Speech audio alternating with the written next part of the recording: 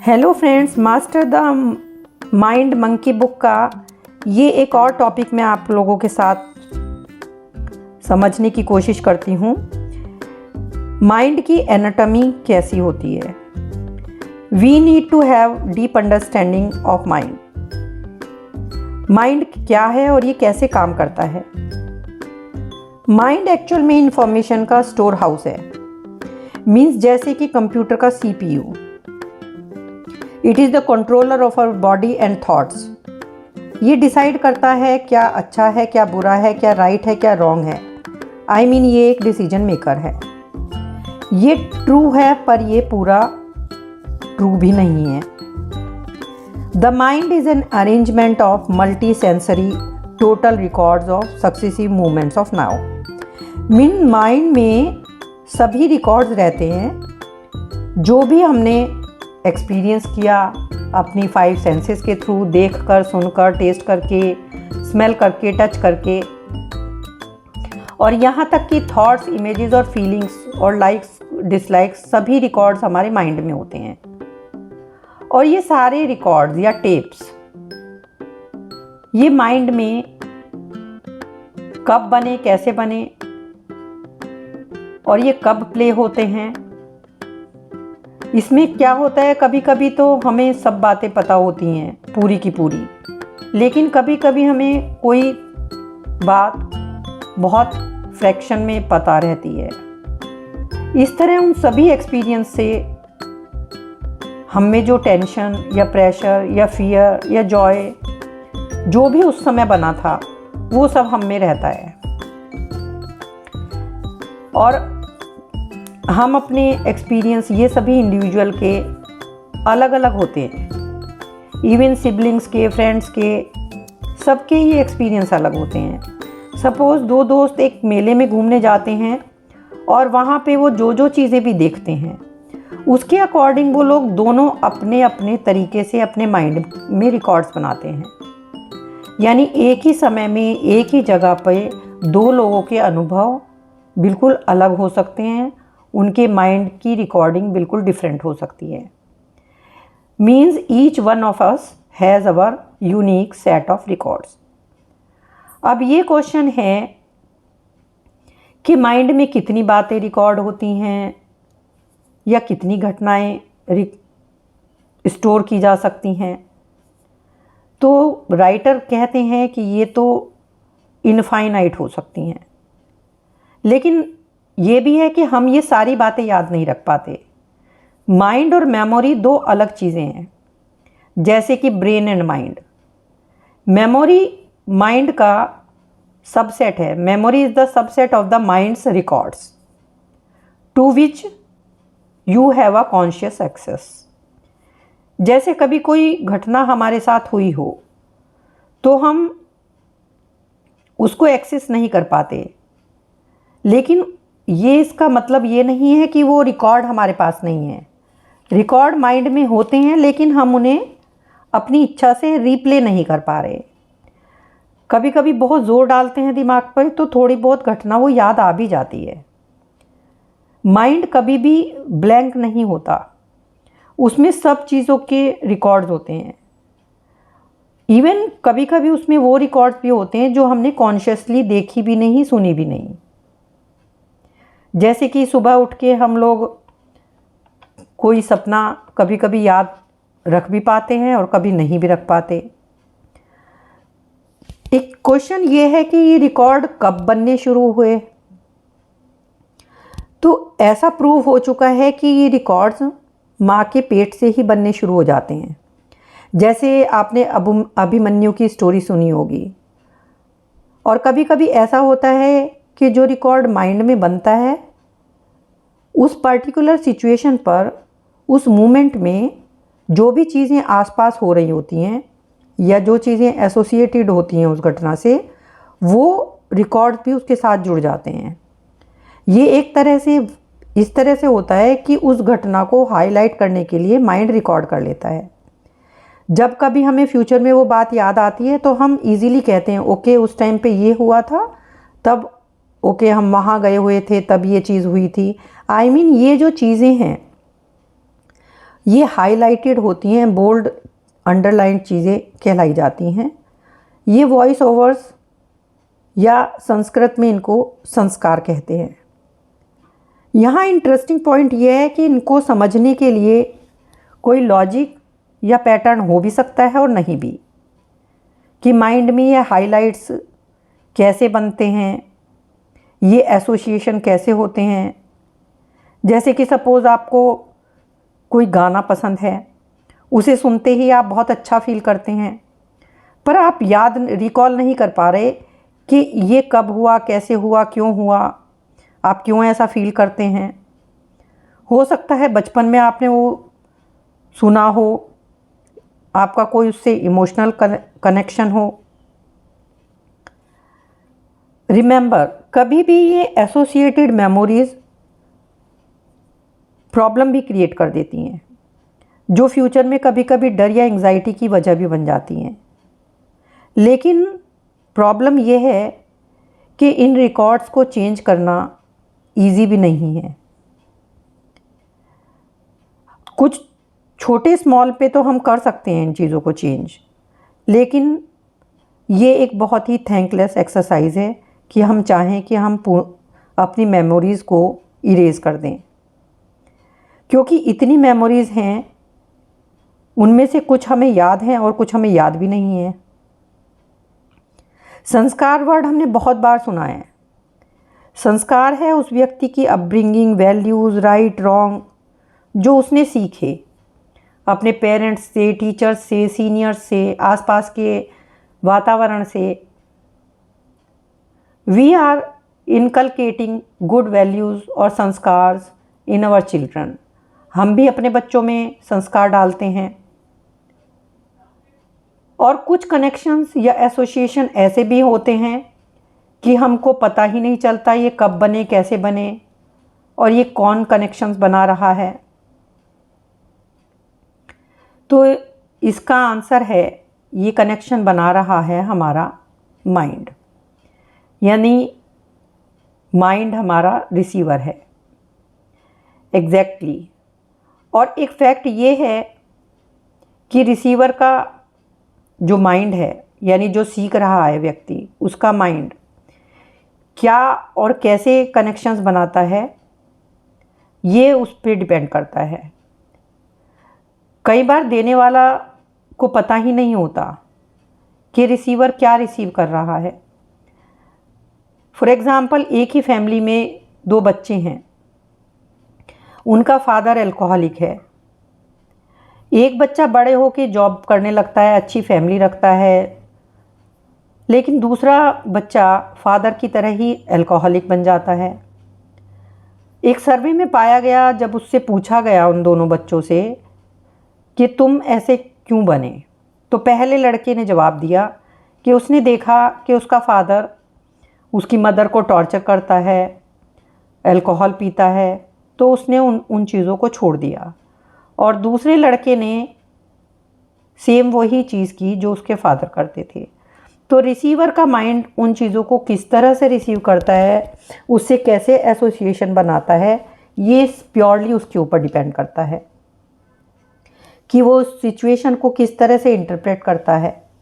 लेकिन फिर भी यदि हम लोग अच्छी सराउंडिंग बच्चों को देंगे, अच्छी अपब्रिंगिंग देंगे, तो ज़्यादा पॉसिबिलिटी यही है कि बच्चा अच्छा ही सीखेगा।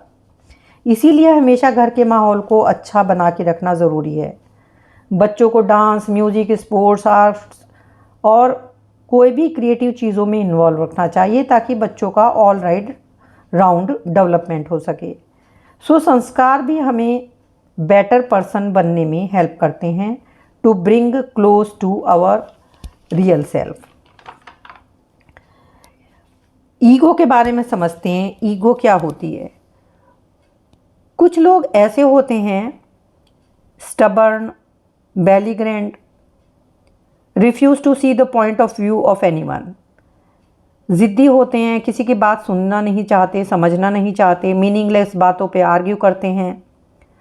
तो इस तरह के लोगों के लिए वर्ड यूज़ होता है egoistic.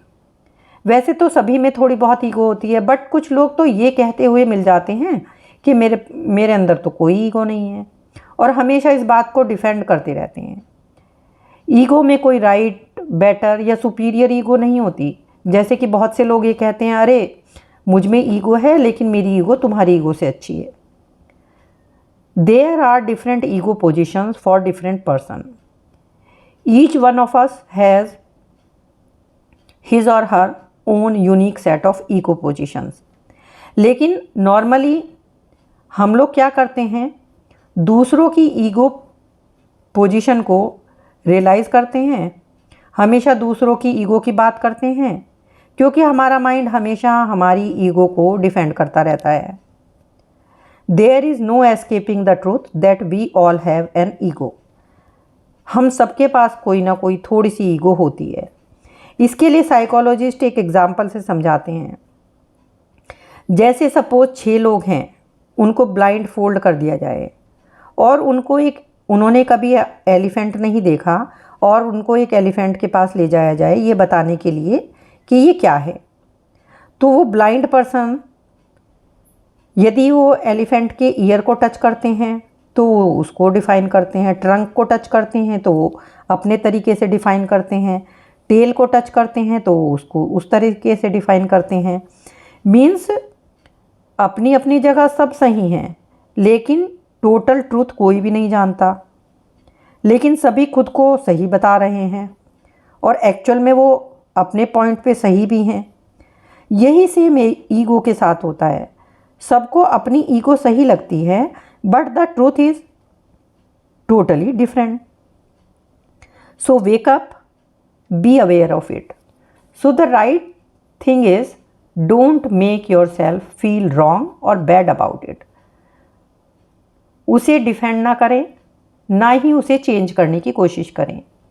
Just notice that it is indeed so. ठीक है, ये चीज़ हम में ऐसी ही है।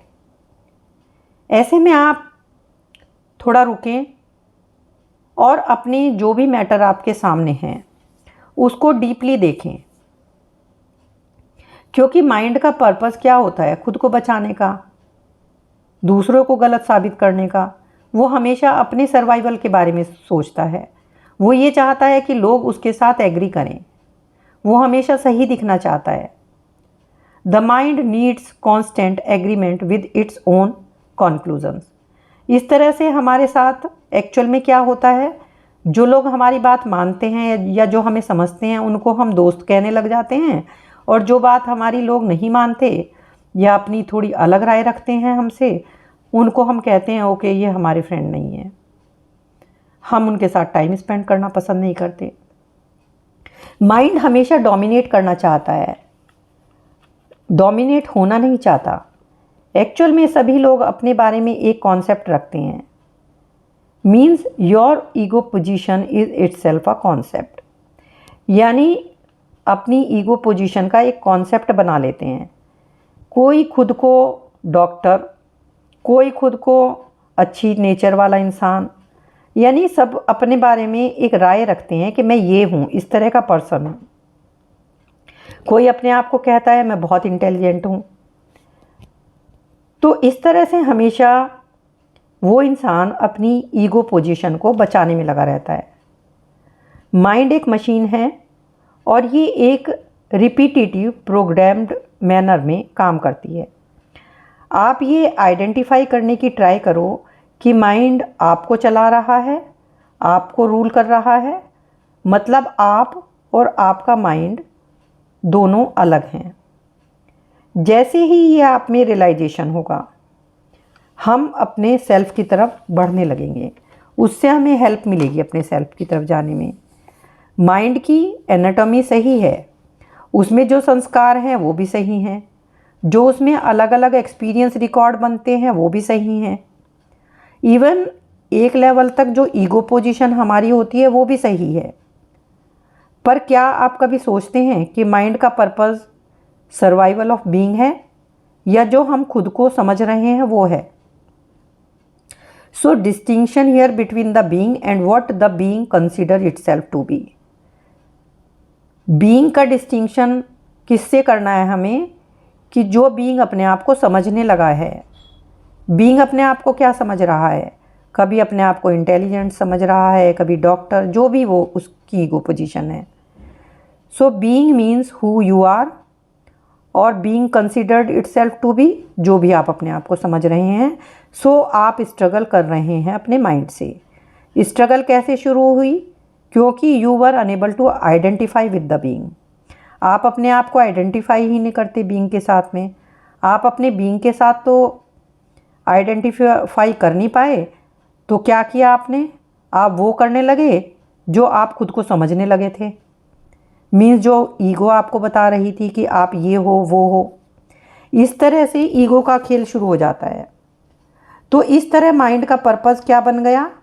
अपने उस रूप को बचाने का जो आप खुद को समझने लगे थे। और इस सर्वाइवल के चक्कर में वो इतनी कोशिश करता है सही दिखने की, जस्टिफाइड दिखने की, डोमिनेट दिखने की। और वो इस तरह से ये जो आदतें आप अपनी खुद की इमेज बचाने के चक्कर में, जो आप अपने बीइंग को समझने लगे थे, उसके चक्कर में जो करने लगते हैं, वो आपके बिहेवियर में धीरे धीरे शामिल होती चली जाती हैं और आपको पता तक नहीं चलता। और इस वजह से हमारा जो बिहेवियर है वो रिपीटेटिव और प्रोग्राम्ड और मैकेनिकल सा हो जाता है। इस तरह से माइंड एक मशीन की तरह काम करता है। But it doesn't have to be that way. ये इस तरह से नहीं होना चाहिए। You don't have to identify the being with anything. आपको खुद को, बीइंग को किसी भी चीज़ से आइडेंटिफाई नहीं करना है। आप जो हो वो आप हो, मीन्स आप हो। The moment you segregate the being with anything you have considered it to be. जो आपने मान लिया था खुद को, जो भी आपने खुद माना था कि मैं ये हूँ या वो हूँ, उससे आपने अपने बीइंग को अलग करना आपने सीख लिया। बिंगो मीन्स आप माइंड की टायरनी से फ्री हो गए। ये आपके लिए बहुत बड़ा मूवमेंट है। This is the big movement of truth. The being is of a dimension larger than the mind. ये बात याद रखिए, बीइंग माइंड से कहीं ज़्यादा बड़ा है। जैसे हाथी उन ब्लाइंड पर्सन के डिस्क्रिप्शन से बड़ा है, वो उसकी सिर्फ एक साइड को फील कर पा रहे थे। जैसे ही आप में ये रियलाइजेशन होगा कि आप उससे कितने बड़े हैं, means the perception of elephant and the real elephant are two different things.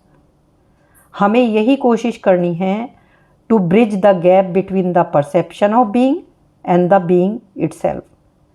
जो हमने बीइंग का परसेप्शन अपने दिमाग में बना लिया था और जो हम एक्चुअल में हैं, उसके गैप को हमें भरना है। बीइंग के परसेप्शन और बीइंग के बीच के गैप को भरना ही अवेयरनेस है। ये किसी भी तरह की भाषा या शब्दों या लॉजिक से एक्सप्लेन नहीं किया जा सकता। ये सिर्फ एक्सपीरियंस किया जा सकता है। The being inside you, you can't understand or define it in the conventional sense, but you can operate out of it. आपने अपना एक्सीलेंस अचीव किया इसको ऑपरेट करके। स्किल और नॉलेज अंडरस्टैंडिंग का पार्ट है। Achieving that breakthrough result was the experiencing part. और experience सिर्फ अचीव किया जाता है अपनी मूर्ति को ऑपरेट करके, out of operation of the murti within, जो मूर्ति या सेल्फ और कुछ नहीं, यानी बीइंग, यानी हम खुद हैं। अब आपने देखा कि माइंड केवल रीजनेबल चीज़ें करता है, ये माइंड नहीं था। तो वो चीज़ क्या है? कौन सा मिस्टीरियस फैक्टर है जो ये खेल रचता है? तो इसका आंसर है बुद्धि या इंटेलेक्ट या विजडम। और ये हम सबके पास होती है। यही वो फैकल्टी है जो ब्रिज बनाती है between being and the mind. Vedanta कहते हैं सेल्फ या बीइंग के 3 पार्ट हैं, माइंड, बॉडी और इंटेलेक्ट। यहाँ हम इंटेलेक्ट को रेफ़र कर रहे हैं। प्लीज़ इंटेलेक्ट को क्लेवरनेस या इंटेलिजेंस से कंफ्यूज ना करें और ना ही नॉलेज से। क्लेवरनेस और इंटेलिजेंस माइंड के ही फीचर हैं और नॉलेज से आप एक्वायर करते हो, मेमोराइज करते हो। इंटेलिजेंस, नॉलेज और क्लेवरनेस एग्ज़ाम में अच्छे ग्रेड दिला सकते हैं, अच्छे नंबर दिला सकते हैं, आपको डिबेट में जिता सकते हैं, पैसा पावर दिला सकते हैं, लेकिन ये आपको पीस और हैप्पीनेस नहीं दे सकते। इंटेलेक्ट या विजडम आपको ऐसी दुनिया में ले जाता है जो आपके माइंड से परे है, और जैसे ही इंटेलेक्ट या विजडम आप में आता है, बीइंग का रियलाइजेशन आपसे ज़्यादा दूर नहीं है। क्लेवरनेस, इंटेलिजेंस या नॉलेज आपको एनालाइज करने में, रीज़न देने में हेल्प कर सकती है, आपको और बेटर बना सकती है, या ऐसा कह सकते हैं कि ये माइंड को पॉलिश कर सकती है, रिफाइंड कर सकती है। जैसे कि मशीन में तेल डाल के वो अच्छी चलने लगती है, स्मूथ चलने लगती है, ठीक उसी तरह से माइंड की ऑयलिंग का काम करती हैं ये चीज़ें। क्लेवरनेस, इंटेलिजेंस, नॉलेज, ये माइंड को एफिशिएंट मशीन बना सकती हैं, ये माइंड को एनालाइज करने में हेल्प कर सकते हैं।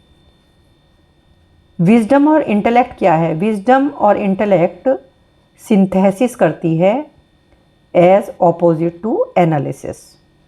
यहाँ आप अंतर समझिए। बीइंग यानी हम, holistic experience of every moment, जबकि माइंड क्या करता है? एनालिटिकल इंटरप्रिटेशन करता है। यहाँ पर यही डिफरेंस है। इंटेलेक्ट और विजडम हमें होलिस्टिक एक्सपीरियंस देती है, इसको पहचानिए, recognise it and go for it. So अब ये विजडम कैसे एक्वायर करें? तो इसका आंसर ये है कि ये एक्वायर नहीं की जाती है, ये हम सब में होती है। ये एजुकेशन का पार्ट नहीं है, बल्कि कुछ केसेस में तो ऐसा होता है, जितनी लोगों के पास नॉलेज या एजुकेशन होती है वो विजडम से उतना ही दूर हो जाते हैं। और यू कैन से the more I learn the less I knew. Wisdom आपके अंदर है, सिर्फ उसको आपको अनरेवल करना है, सिर्फ उस तक पहुंचना है। तो इसके लिए क्या प्रोसेस है? इसके लिए माइंड की ग्रिप से खुद को अलग करना है। और ऐसा नहीं है कि माइंड हमेशा जो करता है गलत करता है, आपको सिर्फ दर्शक बनना है। माइंड को अपना काम करने दो।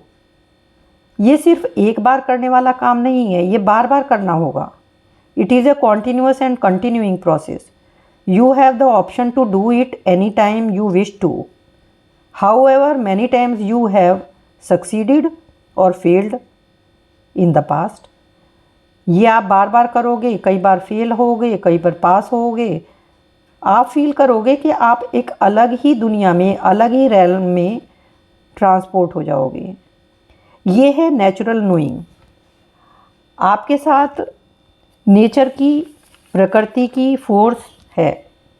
आपको सारे अगले जो स्टेप्स हैं वो इंस्टिंक्टिवली, स्वाभाविक रूप से पता चलने लगेंगे।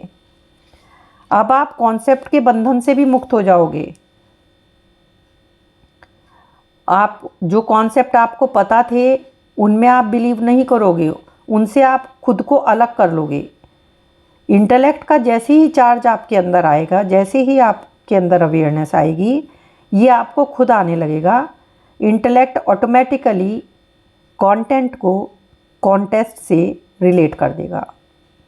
आप कॉन्सेप्ट को, जो आपने पहले से सीख रखे हैं, उनका स्लेव नहीं बनोगे। आपको अपने पर्पस से जुड़ने की पावर मिल चुकी होगी। You will achieve your purpose with effortless ease. और ये आपके साथ अब बार बार होगा।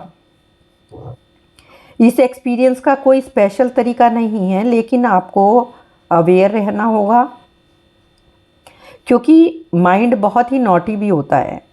माइंड को एक मंकी से कंपेयर किया जाता है, जो कि ड्रंकन है। वो आपको आके बीच बीच में डिस्टर्ब करेगा, लेकिन आपको नेचुरल नोइंग को रिक्रिएट करना पड़ेगा।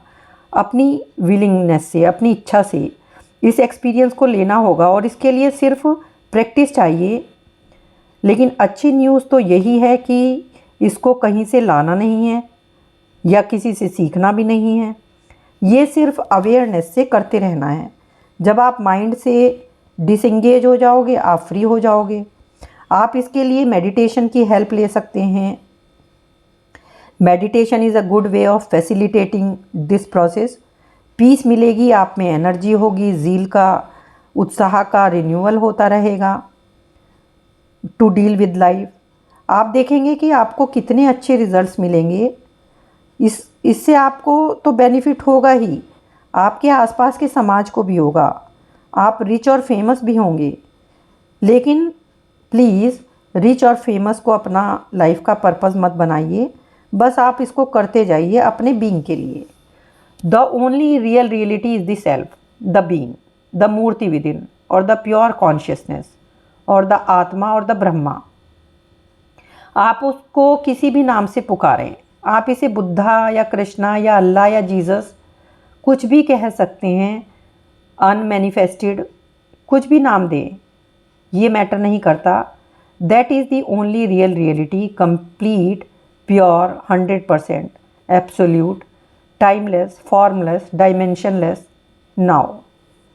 और आप जिस चीज़ के पीछे भाग रहे हैं, एब्सोल्यूट समझ रहे हैं, ये सब भ्रम है, माया है, इल्यूज़न है। इसकी कोई इंडिपेंडेंट एग्जिस्टेंस नहीं है अपनी खुद की।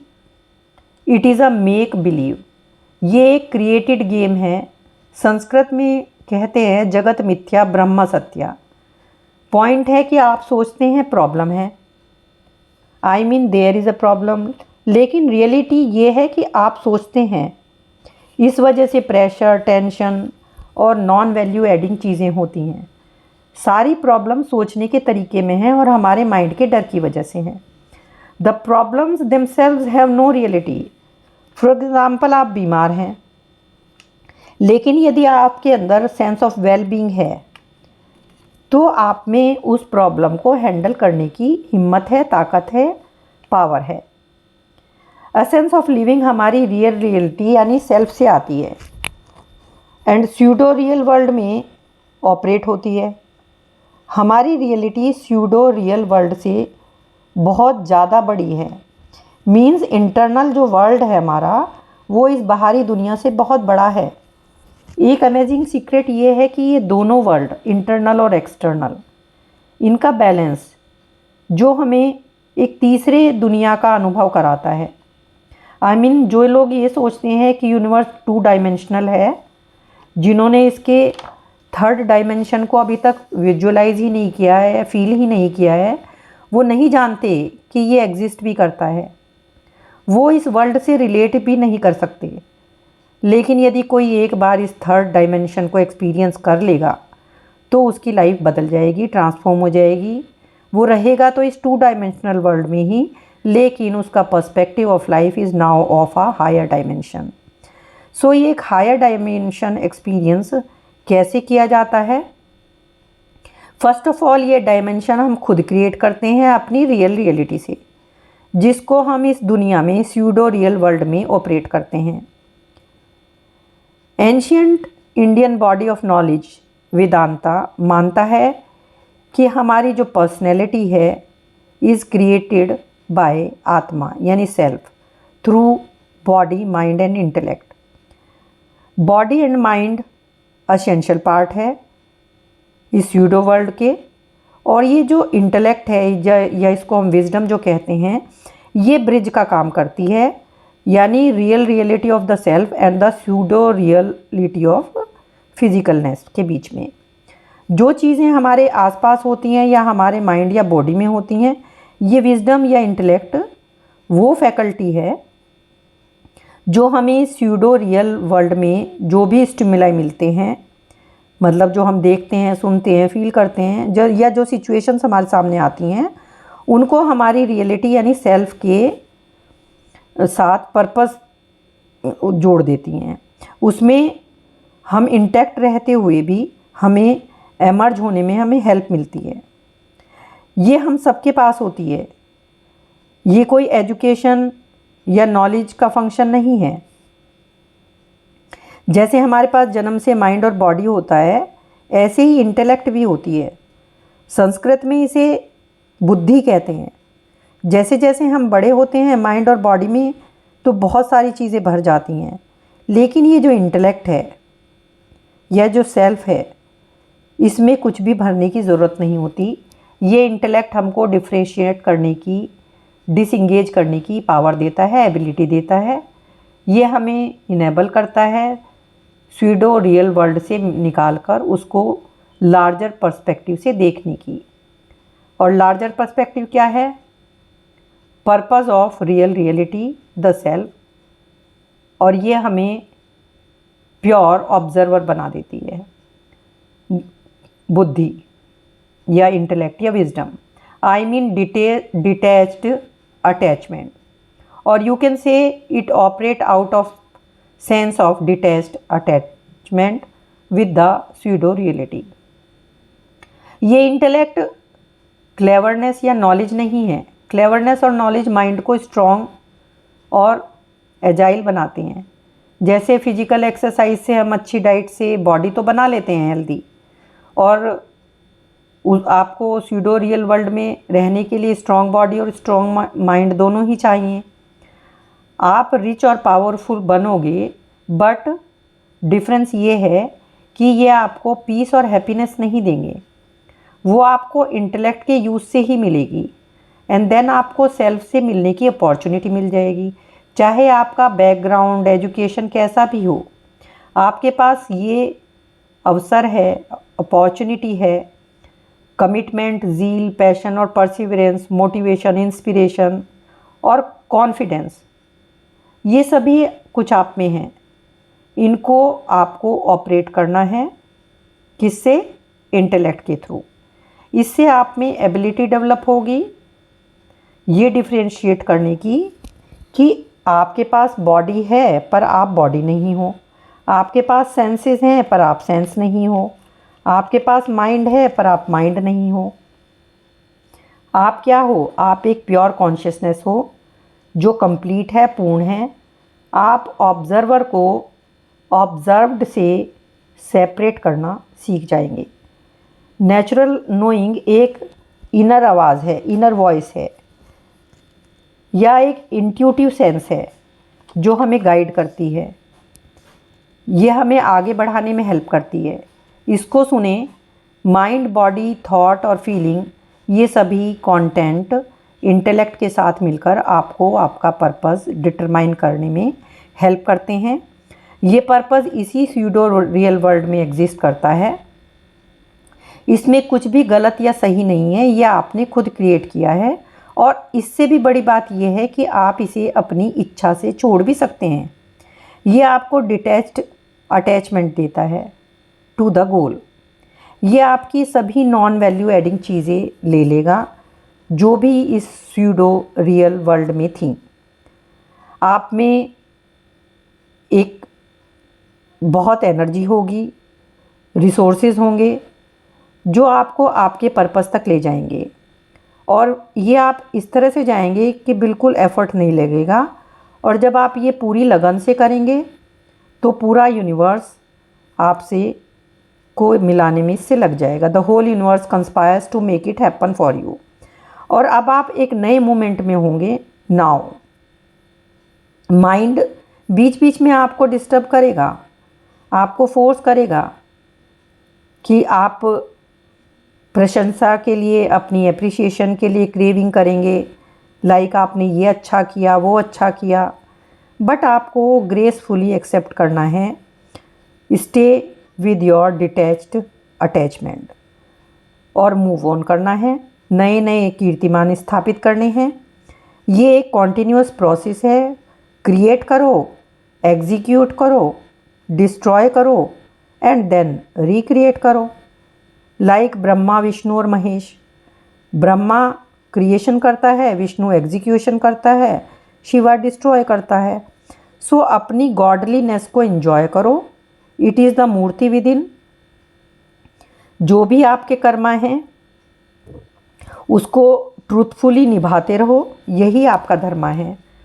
आपको अपने आपके साथ में ट्रूथफुल रहना सीखना है।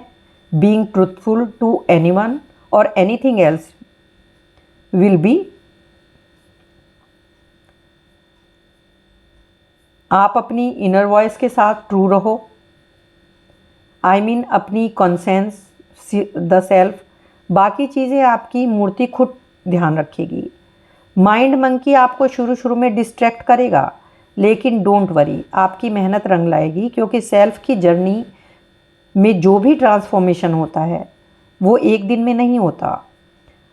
आप जल्दी ही संभल जाओगे, क्योंकि इस जर्नी में आपने सेल्फ को पाने के लिए जो आपने मेहनत की है और आप इतने स्ट्रांग बने हो, जो भी तरीके आपने यूज़ किए हैं,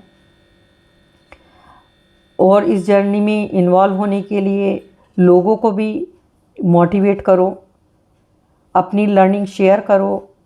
आपके लेसन पक्के होते जाएंगे। कभी कभी आपको लगेगा this is the end of the world, but trust your self, back your self. What the caterpillar calls the end of the world, the master calls a butterfly. The moment of truth is now. You are the boss. Take charge. अपनी इस journey को enjoy करो। Thank you so much for listening.